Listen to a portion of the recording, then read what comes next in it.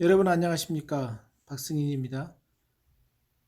조셉 목사님 메시지를 들으면 들을수록 단순해지는 면도 있고 또 우리가 좀 더 구체적으로 적용해야 될 부분이 부족한 부분도 사실이지만 그러나 말씀을 통해서 보여지는 그 주님의 아름다우심을 볼 때 우리가 성경을 좀 더 크고 정확하게 마치 건물을 지을 때 아주 높은 기초가 튼튼한 그 건물들은 그 기초가 튼튼하듯이 우리가 이 말씀 가운데서 특별히 구약과 신약의 이 조화로운 말씀을 통해서 하나님이 원초적으로 보여주시고자 하셨던 큰 그림과 또 그 안에 있는 보석들을 발견한다면 우리의 삶은 더 풍성해지는 것들을 보고 있습니다. 너무 단순하게 그 메시지를 하셨네요.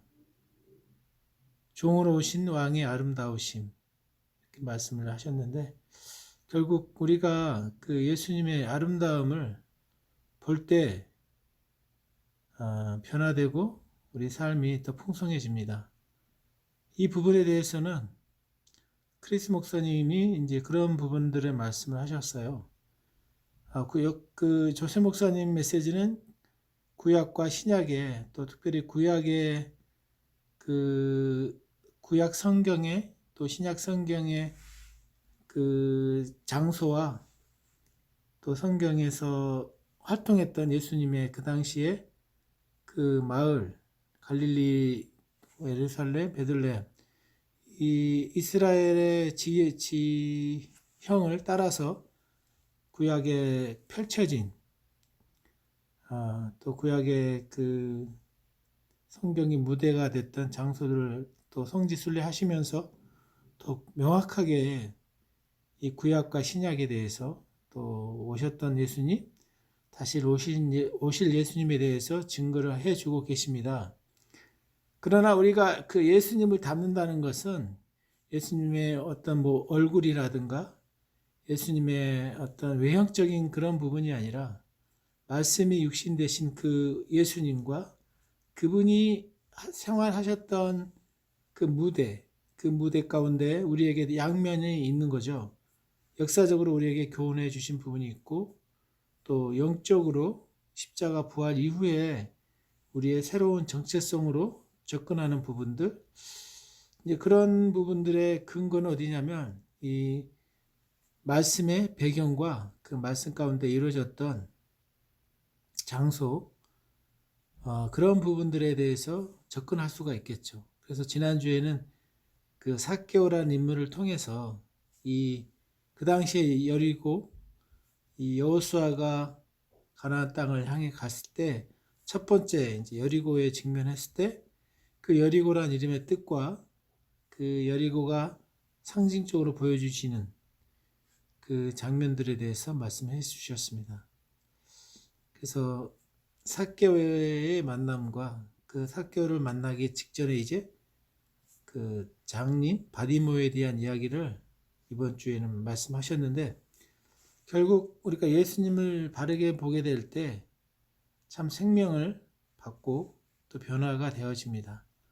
그래서 구약 성경 민수기 21장 6절에서 9절까지 있는 광야에서 그 불뱀에 물린 이스라엘 사람들이 노뱀을 그냥 보았을 때 치유를 받았죠. 그것은 큰 그림은 십자가에 달리신 예수님에 대한 시각적인 그림자였죠. 그래서 우리가 하나님의 말씀에서 예수님을 볼 때 그 예수님을 보는 우리의 시각이 굉장히 중요하고 그리고 그 예수님을 정확하게 바라볼 때 치유와 또 안식을 누리는 것들을 보게 됩니다. 또 그 반대로 믿고 있는 사람들 볼 때 낙심하고 좌절하는 것을 볼 수가 있습니다. 우리가 인간의 힘으로는 그 기적들을 만들어낼 수 없습니다. 오직 예수님만이 또 기적을 행하시고 물론 사단도 모방하는 그런 기적들을 일으키고 있습니다.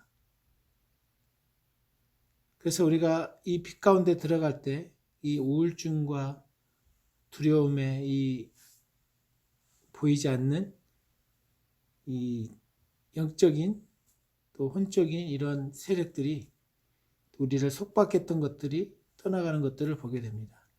그래서 진리를 알 때 아는 지식을 통해서 자유를 누리게 됩니다. 그 자유는 당장이라도 우리가 바른 진리를 알면 누릴 수가 있는 것이죠.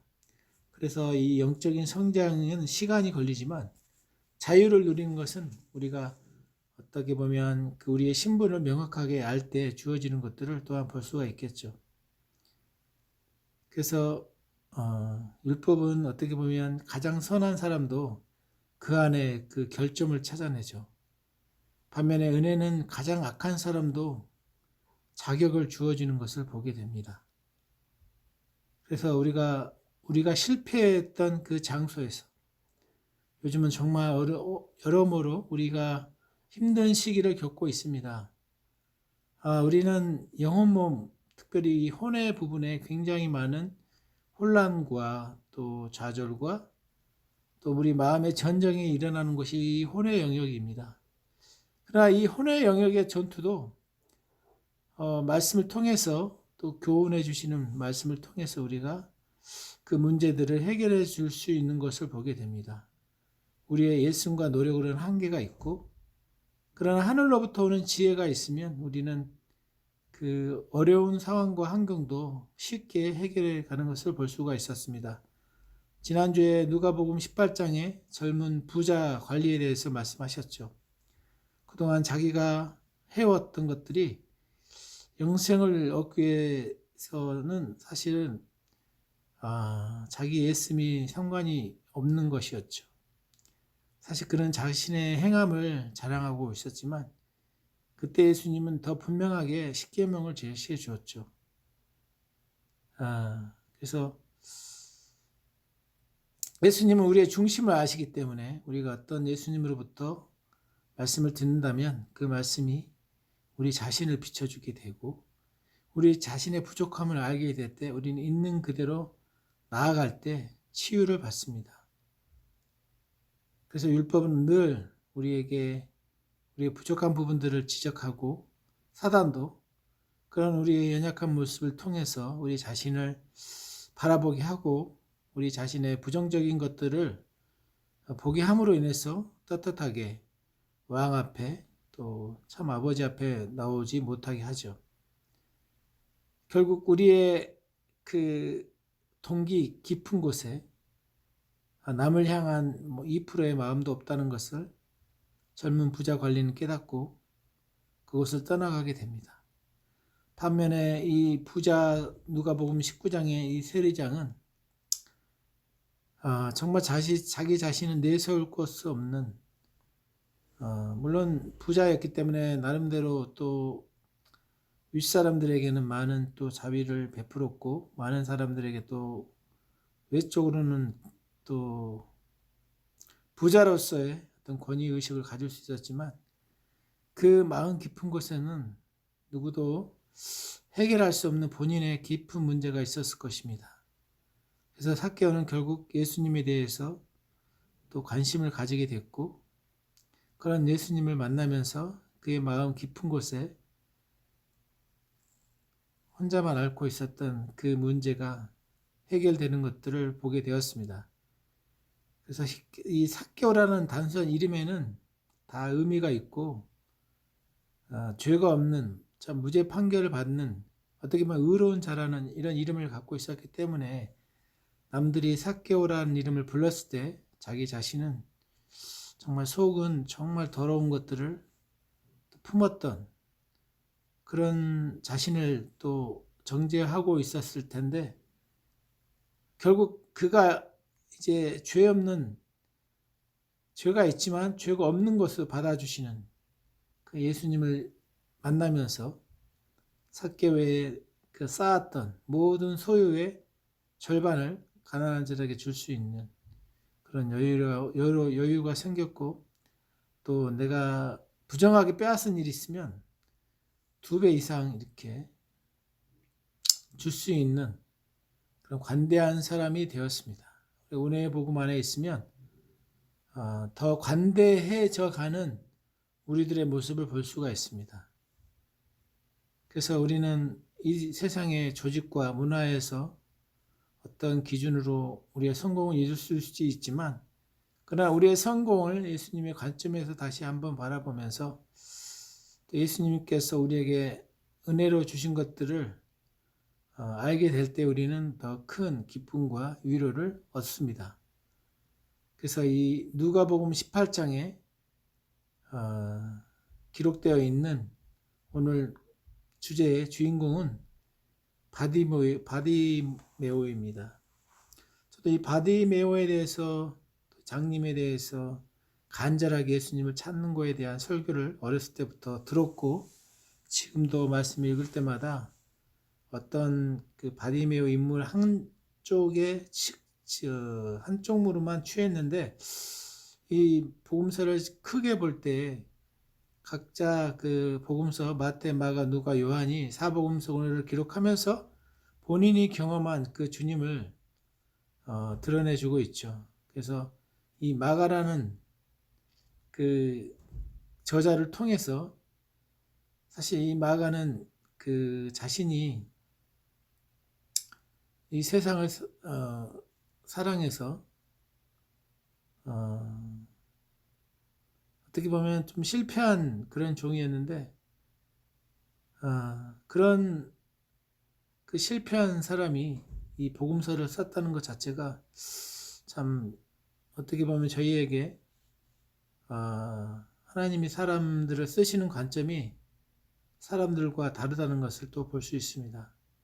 결국 우리는 도구일 뿐이고 성령께서 우리를 통해서 이 모든 것들을 성령님의 영감을 통해서 기록함으로 우리에게 큰 유익을 주고 있습니다.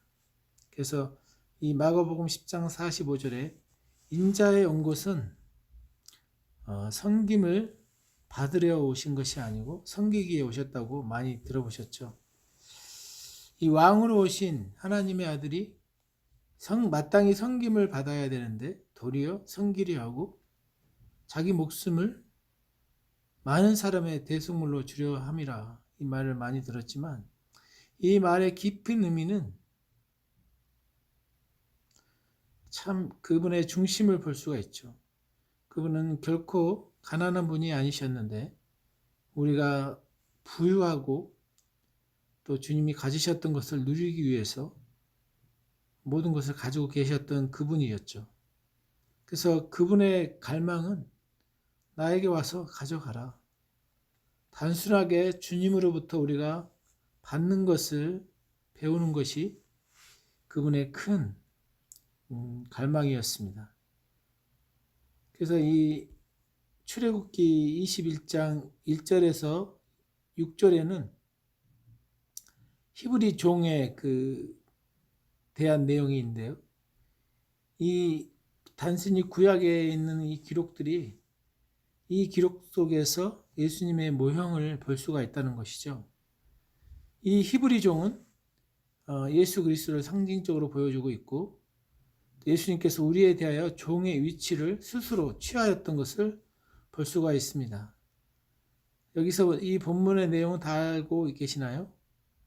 그 히브리 종이 이제 노예로 주인의 집에서 일을 했을 때 6년 동안 이제 섬기게 되어 있는데, 7째 해에는 7년 차에는 몸값을 지불하지 않고 나갈 자유가 있었는데, 그래서 이 자유하는 그 종이 스스로 선택에 의해서 다시 또 종으로도 갈 수도 있고 자유인이 될 수 있는데, 그 선택권이 주어졌다는 거죠.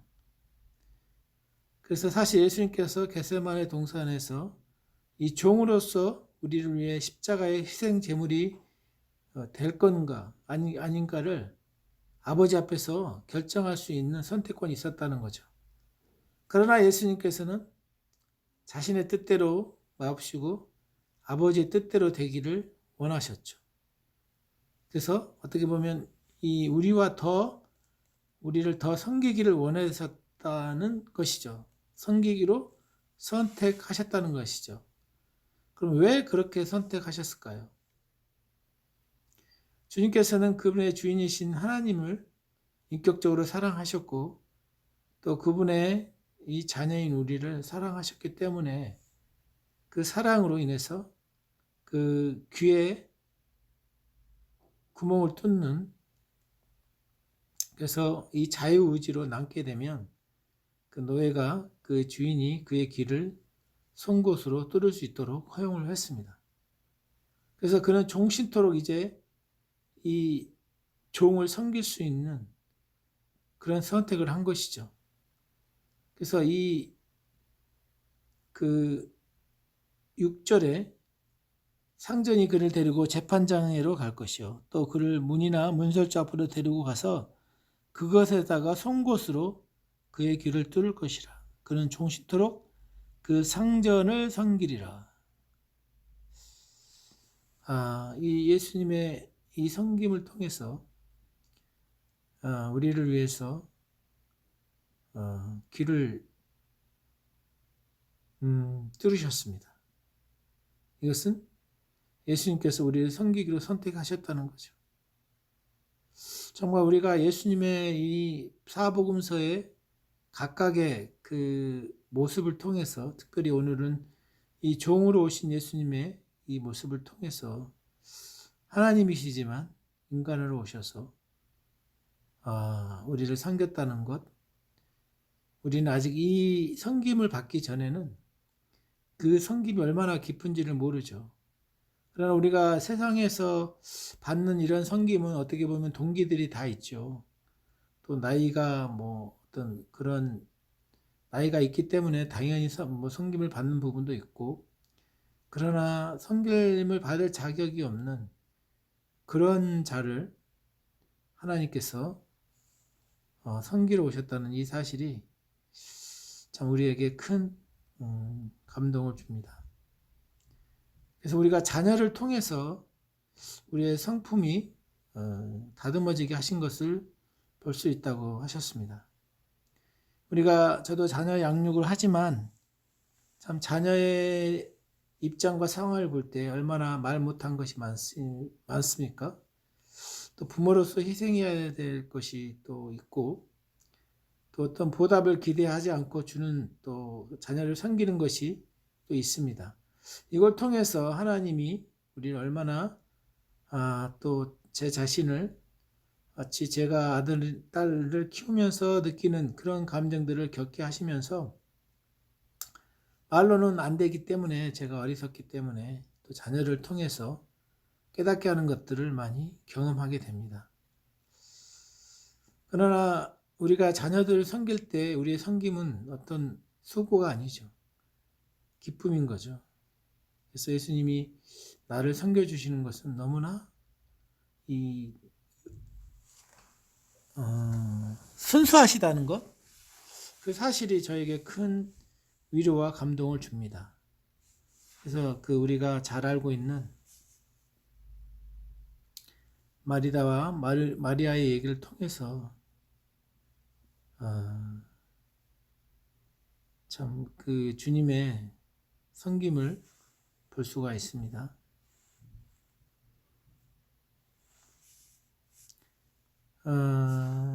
제가 여기 말씀을 보니까 특별한 말씀은 아니고 여러분들이 다 알고 있는 마리라와 마리아의 이야기죠. 제가 그때 한번 얘기했죠.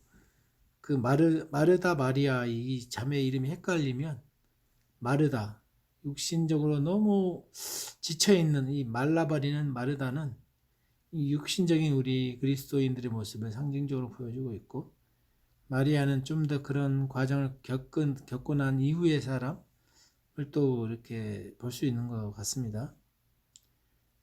그래서 그 마리아는 예수님을 통해서 하나님에 대한 또 마르다는 예수님의 그 신체적인 피곤함, 외형적을 많이 봤다면, 마리아는 예수님을 통해서 그 말씀을 듣는, 그래서 예수님께서 마리아에게 필요한 한 가지 또 마르다에게 얘기했죠. 그래서 마리아가 행했던 것은 예수님 발자취해서 예수님의 말씀을 정확하게 듣는 것이었습니다. 즉 예수님으로부터 우리가 들을 때 가져갈 수 있다는 것이죠. 또 예수님은 우리 모든 영역에 또 우리로부터 섬김을 받으려고 하기보다는 오히려 섬김을 좋아하시고 또 섬김의 예를 보여주셨습니다. 시편 116편 12, 13절 내게 주신 모든 은혜를 내가 여호와께 무엇으로 보답할까? 내가 구원의 잔을 들고 여호와의 이름을 부르며. 이 시편은 우리가 하나님에게서 가져가는 것으로 인해 하나님께 감사하는 것을 보여줍니다. 내게 주신 모든 은혜를 내가 여호와께 무엇으로 보답할까? 그래서 우리 하나님은 우리가 무엇을 보답하기 전에 하나님의 것들을 우리가 이 땅에서 마음껏 풀어놓는 것들을 너무 좋아하신다는 것입니다. 두 번째는 종으로 오신 왕께서 우리의 이 울부짖음을 들으신다는 것이죠. 이 오늘 주인공 장님 바디메오 이야기는 이 여리고가 배경입니다. 이 여리고는 구약에서 이 여호수아가 사실 저주받은 도시로 알려져 있습니다. 여호수아는 이스라엘 군대 장관이었죠. 또 여리고는 하나님께서 약속하신 땅이기에 여호수아는 이스라엘 백성을 이끌고 여리고 성을 점령했죠. 그 성을 7일 동안 돌았고 7일째에는 하나가 되어 크게 외쳤죠. 크게 외치자 그 성벽이 무너졌습니다. 그게 여호수아 6장 26절에 나오죠. 여호수아가 그때 맹세하게 하여 이르되 누구든지 일어나서 이 여리고 성을 건축하는 자는 여호와 앞에 저주를 받을 것이라. 그 기초를 쌓을 때 그의 맏 아들을 잃을 것이요 그 문을 세울 때 그의 막내 아들을 잃으리라 하였더라. 열왕기상 보면 한 남자가 여리고 성을 다시 세웁니다. 열왕기상은 그 이후에 나온 내용들이죠. 그 시대에 베델 사람 히엘이 여리고를 건축하였는데 그가 그 터를 쌓을 때 맏아들 아비람을 잃었고 그 성문을 세울 때 막내 아들 스굽을 잃었으니 여호와께서 눈의 아들 여호수아를 통하여 하신 말씀과 같이 되었더라. 이게 하나님의 말씀, 이 구약 시대에서는 그대로 지키지 않았을 때는 바로 이 죽음의 그 심판이 임했죠. 그렇기 때문에 이 구약의 이 언약은 굉장히 어찌보면 무시했던 것이죠. 실제로 그런 역사가 일어났기 때문에. 그래서 이 여리고 성을 다시 세웠고, 그래서 그 사람들이 이제는 그 사실을 알았겠죠. 그 아들이 죽은 것을 통해서. 그래서 많은 사람들은 이제 저주받은 도시로 여리고를 알고 있었습니다. 그래서 예수님께서 이 저주받은 도시에 그 바디메오 이 장님이 살고 있었죠. 그래서 그 저주받은 도시에 예수님을 바라보는 사람들이 있었는데 예수님은 그곳을 가셨다는 거죠. 마치 우리가 이 땅 가운데 이 저주받은 이 세상 가운데 예수님이 오신 것처럼 우리 각자가 있는 영역에 예수님은 찾아오셨습니다. 물론 육신의 모습이 아니라 말씀을 가지고 또 말씀을 전하는 분들을 통해서 우리를 만나 주셨습니다. 마가복음 10장 46절 48절입니다. 그들이 여리고에 이르렀더니 예수께서 제자들과 허다한 무리와 함께 여리고에 나갈 때 디메오의 아들인 맹인 거지 바디메오가 길가에 앉아 구걸하고 있다가 나사렛 예수시란 말을 들었죠. 소리질러 이르되 다윗의 자손 예수여 나를 불쌍히 여기소서. 다윗의 자손 예수여, 나를 불쌍히 여기소서. 많은 사람들이 꾸짖 잠잠하라 하되 그가 더욱 크게 소리질러 이르되 다윗의 자손 예수여, 나를 불쌍히 여기소서 하는지라. 여기서 그동안 우리가 과거에 읽었었던 것은 이 바디메오의 부르짖음에 대해서 집중했죠. 근데 이 바디메오 이 히브리어를 보니까 이 바는 성이 아니고 무엇의 아들이란 뜻이네요. 그래서 바디메오는 디메오의 아들, 바 플러스 디메오이기 때문에 바디메오는 그 자신의 이름이 없었다는 것을 알 수가 있습니다. 디메오의 아들, 디메오란 이름은 디메라는 히브리어 영어한 것인데 디메는 부정한, 더러운 이런 뜻이 있네요. 그래서 사람들이 바디메오라고 부른 것은 그를 부정한 사람의 아들, 부정한 사람, 디메가 이게 부정한이니까 디메오의 아들 하면 부정한 아들, 이런 뜻이었다는 것이죠. 그래서 사람들이 바디메오 했을 때 부정한 사람, 여러분들의 이름을 부를 때 예를 들면 부정한 아들, 그런 이름의 뜻을 한국어로 가지고 있다면 좋지는 않겠죠. 근데 그런 부정한 아들이 부르짖었다는 거예요. 구걸했다는 것은 결핍과 질병이 있었다는 거죠. 우리의 세상은 결핍과 질병으로 가득 차 있습니다. 우리의 기도가 너무 구걸하고 있지는 않나요?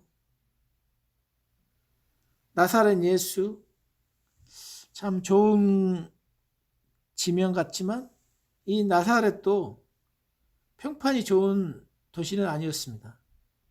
사람들이 예수님을 나사렛 예수라고 부른 것은 즉 시골뜨기라는 뜻이겠죠. 예수님을 무시한 태도로 불렀던 것이죠. 그러나 나사렛 사람 예수님께서는 하나님의 놀라운 은혜를 드러내셨습니다. 인간적으로 볼 때 아무런 희망이 없는 곳에 하나님께서는 놀라운 은혜를 드러내셨습니다. 하나님께서는 그 아들을 정확히 그곳 나사렛에서 자라게 하셨고 하나님의 사람들을 향한 넘치는 은혜를 보여주셨습니다. 다윗의 자손 예수여, 나를 불쌍히 여기소서. 바디메오는 마가복음에서 처음으로 예수님을 다윗의 자손으로 부릅니다. 나사렛 예수가 아니고 다윗의 자손이요. 그런 장님이었음에도 경멸적으로 예수님을 나사렛 예수라고 불렸던 그 어떤 사람보다 더 정확하게 예수님을 보았던 것이죠. 바디메오가, 부정한 사람 바디메오가 예수님을 다윗의 자손으로 보았다는 것은 그는 예수님을 왕으로 알고 있었다는 것을 보여줍니다. 예수님은 왕의 혈통, 다윗의 혈통으로 오셨습니다. 바디메오는 예수님께 보여주기 위해 은혜를, 과분한 호의를 부르짖었습니다. 그 예수님으로부터 바디메오의 이 부르짖음 안에 기대하는 그 믿음이 있었습니다. 여러분이 예수님을 어떻게 부르십니까? 그 부르짖음의 명칭, 바디메오처럼 나사렛 예수요. 여러분이 부르는, 여러분이 알고 있는 예수님, 그분에 대한 어떤 식상한 언어가 아니라 여러분의 왕으로서 예수님을 부르고 계십니까? 그 부르짖음이, 여러분의 믿음이 결국 여러분의 삶을 결정한다는 것이죠. 그래서 조세 목사님께서 이 바디메오와 여호수아 이야기를 두 가지를 이렇게 유사점을 비교하면서 강조를 하셨습니다. 즉 여호수아가 이스라엘 사람들을 데리고 여리고 성을 향하여 하나가 되어 소리치자 그 성벽이 무너져 내렸습니다. 그렇죠? 바디메오는 여리고에서 예수님을 불렀죠. 그래서 그 다윗의 자손 예수여, 나를 불쌍히 여기소서. 그렇게 더 크게 외치면서 결국 그의 눈을 가로막고 있던 벽이 무너져 내렸습니다. 여호수아의 가장 담대한 선포 중 하나는 여리고에서 멀지 않는 아얄란 계곡이 있는데 거기서 전쟁이 있었는데 이 태양을 향하여 명령했던 것들이 유명하게 나와 있죠. 이 내용은 여호수아 10장 12, 14절에 있습니다. 여호와께서 아모리 사람을 이스라엘 자손에게 넘겨주시던 날에 여호수아가 여호와께 아뢰어 이스라엘 목전에서 이르되 태양아 너는 기브온 위에 머무르라 달아 너도 아헬론 골짜기에 그리할지라 하매 태양이 머물고 달이 멈추기를 백성이 그 대적에게 원수를 갖기까지 하였느니라. 야살의 책에 태양이 중천에 머물러서 거의 종일토록 속히 내려가지 아니하였다고 기록되지 아니하였느냐. 이걸 과학적으로 또 증명하신 분이 있습니다. 나중에 그것을 유튜브로 찾아보십시오. 여호와께서 사람의 목소리를 들으시는 이 같은 날은 전에도 없었고 후에도 없었나니 이는 여호와께서 이스라엘을 위하여 싸우셨습니다. 태양아 머무르라. 이 여호수아는 태양더러 가만히 있으라고 명함으로 그와 그의 군대가 아말의 족속과 더 싸워서 태양이 지기 전에 승리로 이끌었습니다. 이 태양이 머물렀다. 하나님께서는 태양이 머무르게 하셨습니다. 그래서 여호수아는 아모리 족속과의 싸움에서 승리하게 되었습니다. 반면 바디메오 경우는 어땠을까요? 이 마가복음 10장 48절부터 49절에 나와 있는데 48절에 보면 많은 사람들이 꾸짖어 잠잠하라 하되 야 조용히 해 그랬는데 그가 더욱 크게 소리 질러 이르되 왕의 자손 다윗의 자손이여 나를 불쌍히 여기소서 이렇게 외쳤다는 거죠. 예수께서 머물러 서서 그 소리를 들으시고 그를 부르셨겠죠. 그들이 맹인을 부르며 이르되 안심하고 일어나라 그가 너를 부르신다 하며 와우. 예수께서 머물러 서서 이 이스라엘 군대 장관 여호수아를 위해 태양을 머물게 하신 그분께서 이름도 없는 장님 거지의 외침에 머물러 섰습니다. 아멘 할렐루야. 여러분의 외침을 주님은 들으십니다. 오늘날도 태양은 여호수아를 위해 머물렀지만 하나님의 아들은 장님 바디메오를 위해 머물러 섰습니다. 마가복음 10장 49, 52절 50절 읽겠습니다. 맹인이 겉옷을 내버려 뛰어 일어나 예수께 나오거늘 예수께서 말씀하여 이르시되 내게 무엇을 하여 주기를 원하느냐. 맹인이 이르되 선생님이여 보기를 원하나이다. 선생님이여 보기를 원하나이다. 예수께서 이르시되 내 길을 가라. 내 믿음이 너를 구원하였느니라 하시니 그가 곧 보게 되어 예수를 길에서 따르니라. 이 맹인이 겉옷을 내버리고 예수님께 갔다. 이런 단호한 결정을 한 것을 보게 되었습니다. 나는 이전과 같지 않을 거야. 그러면서 거지의 겉옷은 버려두고 갔죠. 이제 더 이상 자신은 거지가 되지 않을 거라는 어떤 굳건한 결의를 한 거죠.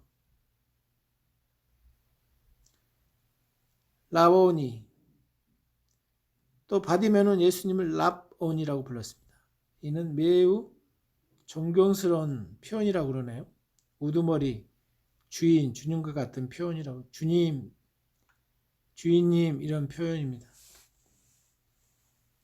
예수님이 그러시죠. 내게 무엇을 하여 주기를 원하냐. 예수님께서 왕이심에도 불구하고 바디메오에게 하신 첫 질문은 그를 어떻게 섬길지에 대한 것이었다는 거죠. 일반적으로 왕에게 나아간다면 보통 왕을 섬기기 위해 나갑니다. 그러나 우리의 종으로 오신 예수님께서는 바디메오에게 자신이 무엇을 해주기를 원하는지 물어보셨습니다. 이는 예수님께서 장님 거지를 위해 종이 되시는 모습입니다. 그리고 나서 내 길을 가라. 예수님께서는 바디메오를 고치시고 자신을 따르라고 강요하지 않았습니다. 바디메오는 자신이 원해서 예수님을 따랐습니다. 아멘. 주님, 참 바디메오를 치유하신 그 예수님께서 우리도 오늘날 동일하게 우리 몸의 치유를 받을 수가 있습니다.